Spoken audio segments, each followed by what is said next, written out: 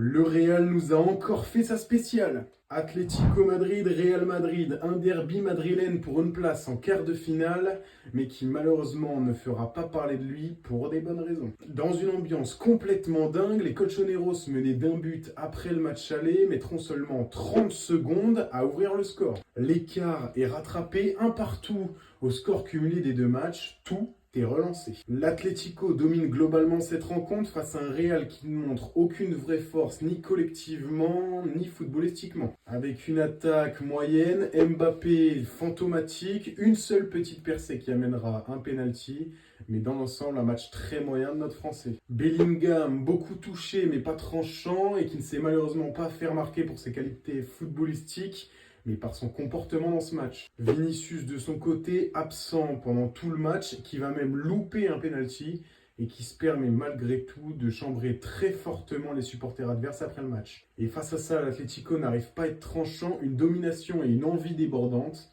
mais pas de but. Le match se finira par des prolongations et des tirs au but, où le plus gros litige de ce match va avoir lieu. Julián Álvarez s'apprête à tirer son penalty, glisse mais finit par marquer. Les joueurs du Real demandent quelque chose et les arbitres et la VAR annulent le but. Le but officiellement a été annulé pour un double contact de Julián Álvarez sur son tir. On ne va pas prendre de position, mais l'arbitre lui, en sortant en conférence de presse, a dit ne pas avoir voulu annuler ce but, mais c'est une décision de la VAR et il dit lui-même ne pas avoir compris. Résultat, une victoire et une qualification du Real Madrid qui semble toujours s'en sortir dans cette compétition, peu importe le scénario. Merci pour votre attention, on se retrouve ce soir pour un nouvel épisode de Foot Info où on débriefera un petit peu de tous les autres matchs.